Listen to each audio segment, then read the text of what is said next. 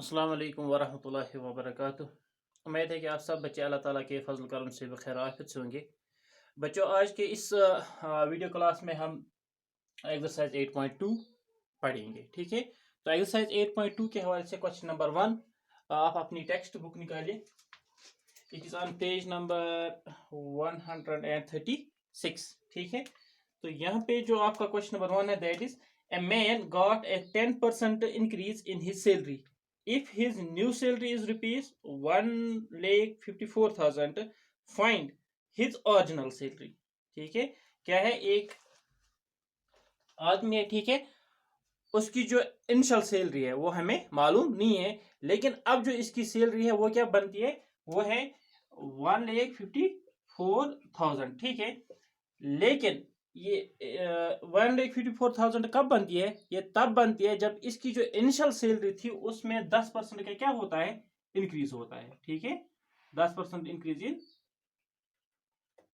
Initial salary.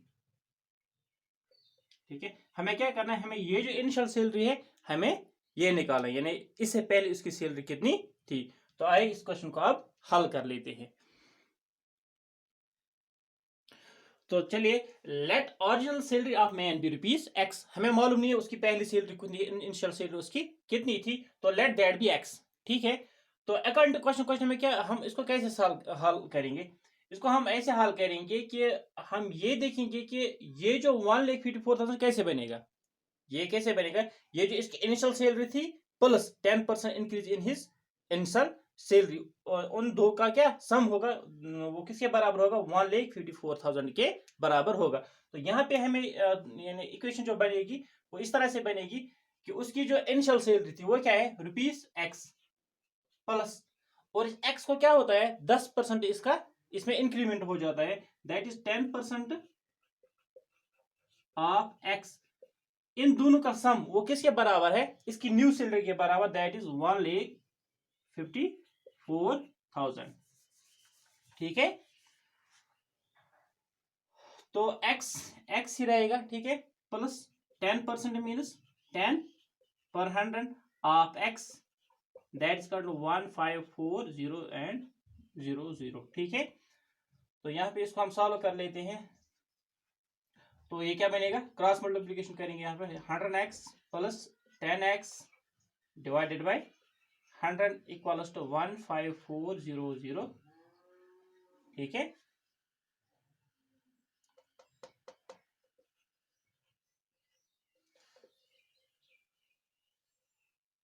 ठीक है, तो अब यहाँ पे हम फिर एक बार क्रॉस मल्टीप्लिकेशन करेंगे, 100 प्लस 10 दैट इज 110x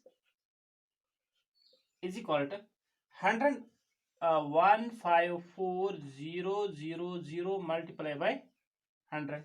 ठीक है, तो ये बनेगा x इज इक्वल टू 1,54,000 और 0 और इसके भी 2 0। ठीक है, 100 multiple 1,54,000 that is equal to 1,54,000 and 0।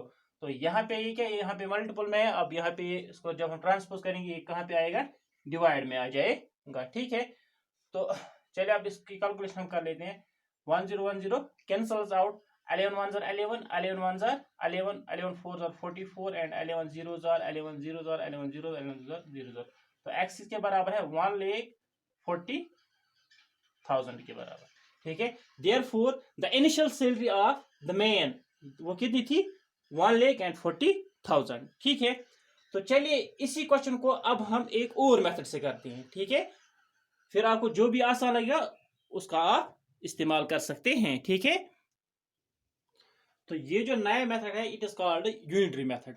ठीक है, यूनिटरी मेथड के जरिए से हम क्या करते हैं, हम पहले यूनिट का मालूम करते हैं। ठीक है, हम पहले यानी उसका एक गना क्या करते हैं वो मालूम करते हैं। ठीक है, तो करते कैसे हमें, फॉर हमारे पास जो ये क्वेश्चन है, ठीक है, एक आदमी उसकी जो इंक्रीज इन सैलरी है वो 10% है। ठीक है, तो अब इसकी नई सैलरी जो न्यू सैलरी वो है 1,54,000, हमें क्या कर उसकी ओरिजिनल सैलरी बताना है। तो यहाँ पे क्या है, हियर इंक्रीज इन सैलरी वो है 10%, हम जानते हैं न्यू सैलरी उसकी क्या बन गई है 1,54,000। ठीक है, लेट ओरिजिनल सैलरी, देखिए हम क्या कैसे करते हैं यूनिटरी मेथड। हम सपोज कर लेते हैं उसकी जो ओरिजिनल सैलरी थी वो थी 100 रुपीज। ठीक है, अब क्या हुआ, अब इस 100 में से कितना इंक्रीज हुआ, 10%। अब जब इसका 10% वो क्या बन गई, न्यू सैलरी। तो then after 10% increase new salary वो कितनी बन गई, उसकी ओरिजिनल सैलरी 100 थी, अब 10% इंक्रीज हुई किस में, इसी 100 में से। तो 10% ऑफ 100 दैट इज 100 प्लस, अब मैंने इसको यहाँ पे सॉल्व किया तो ये कितना बनता है 110, ये इसकी न्यू सैलरी बन गई। तो अब यहाँ पे आप ख्याल रखिए, now if new salary is ₹110, ठीक है, देन ओरिजिनल सैलरी क्या थी उसकी 100, ठीक है। अगर ये जो नई सैलरी बन गई वो क्या 110, लेकिन उसकी तो ये कैसे बन गया जब इसकी ओरिजिनल सैलरी 100 थी, ठीक है। इसी तरह से हम अब क्या करेंगे, हम अब यूनिट का निकालेंगे।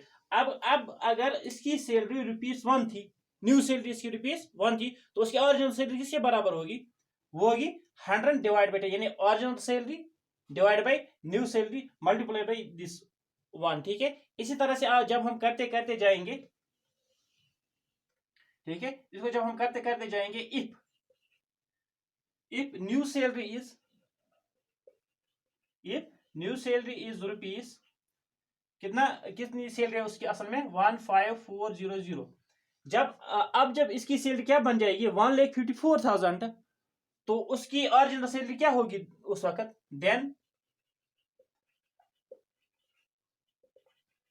ओरिजिनल सैलरी वो किसके बराबर होगी, शाबाश, हम इसी को मल्टीपल करते करते जाएंगे। क्या यहाँ पे हमने 1 मल्टीपल किया, यहाँ पे हम यही 1,54,000 मल्टीपल करेंगे।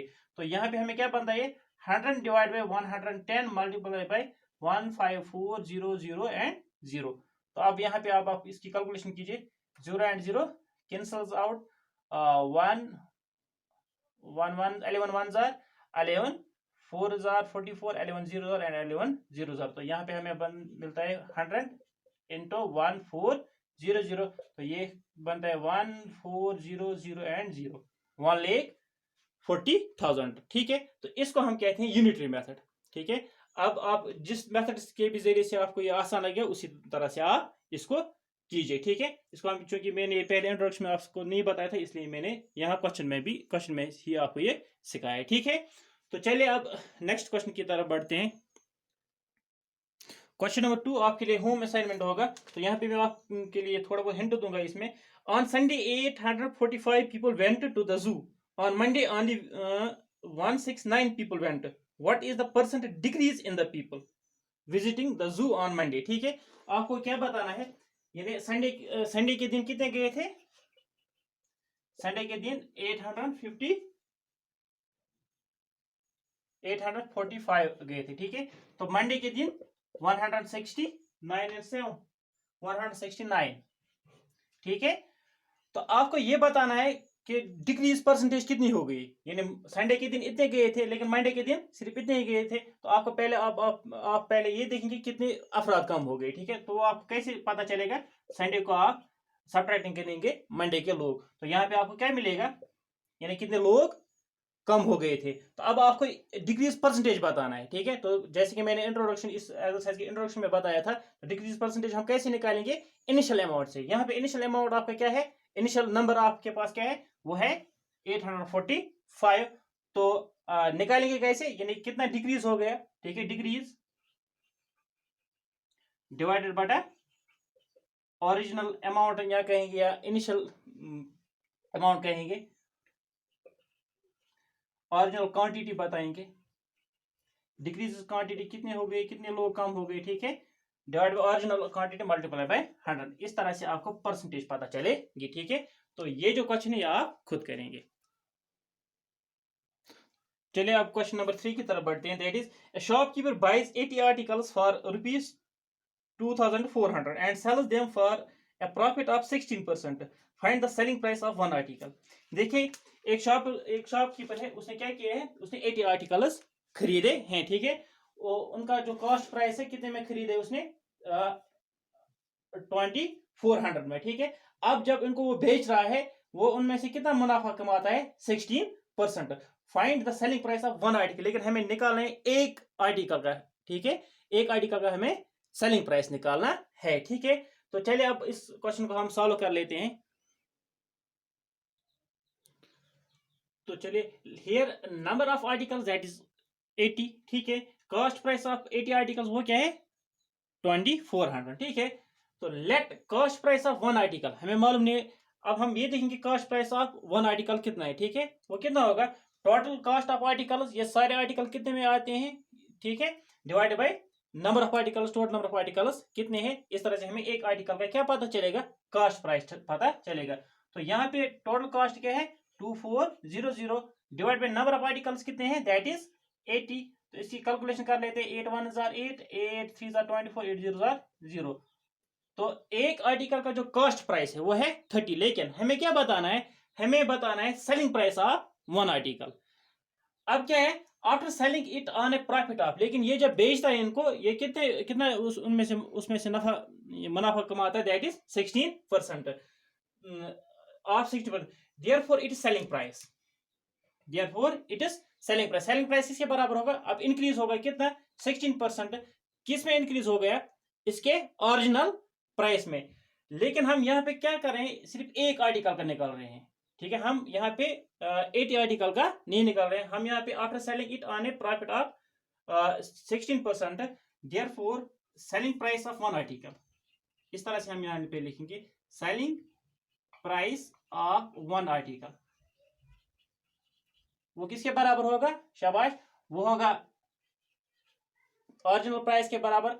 ओरिजिनल कॉस्ट प्राइस किसका, या मैं यहाँ पे लिखूंगा cost price of one article, ठीक है, plus 16% of CP of one article,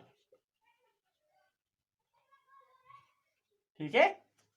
तो cost price of one article क्या है, that is 30 plus 16% means 16/100 of किसका, वन आर्टिकल, दैट इज ₹30, ठीक है। अब इसको हम सॉल्व कर लेते हैं, यहाँ पे 30 प्लस शाबाश 1010 cancels out, 2 5 are 10 and 2 8 are 16, 8 3 are 24 और 5। तो यहाँ पे क्या बनेगा, यहाँ पे 530 150 प्लस 24 डिवाइड बाई 5, तो ये क्या बन रहा है 174 डिवाइड बाई 5। तो अब इसको हम सॉल्व कर लेते हैं, 5 1 are 5, 5 3 are 15, 24 5 4 are 20, तो 4 5 5 8 are, इस तरह से कुछ आता है 34.8। Therefore cost price of one selling price of one article that is 34.8, ठीक है। शायद यहाँ पे अच्छी तरह से नहीं दिख रहा है, तो यहाँ पे मैं लिख लेता हूँ 34.8, फिर लिखेंगे अब therefore cost selling price of one article that is 34.8, ठीक है। तो चलिए अब नेक्स्ट क्वेश्चन की तरफ बढ़ते हैं। क्वेश्चन नंबर 4, ये भी आपके लिए होम असाइनमेंट होगा। क्वेश्चन क्या है, the cost of an article is ₹15,500, ₹450 were spent on its repairs. If it is sold for a profit of 15%, find the selling price of the article। बिल्कुल जैसे कि पिछला क्वेश्चन था, वहां पे भी सेलिंग प्राइस निकाला था, यहाँ पे भी क्या है, सेलिंग प्राइस निकालना है। तो यहाँ पे क्या है, क्वेश्चन का जो क्वेश्चन थोड़ा बहुत उससे हटके है। क्यों, यहाँ पे जो कॉस्ट प्राइस ऑफ आर्टिकल है दैट इज 15,500, लेकिन इसी कॉस्ट प्राइस पे अभी और मजीद चार्जेस यानी आती है, वो है amount spend on it's repayment. अब इसमें कुछ खराबी होगी, उस पर रिपेयरमेंट हो जाती है, उसमें से कितना खर्चा आता है, दैट इज 450।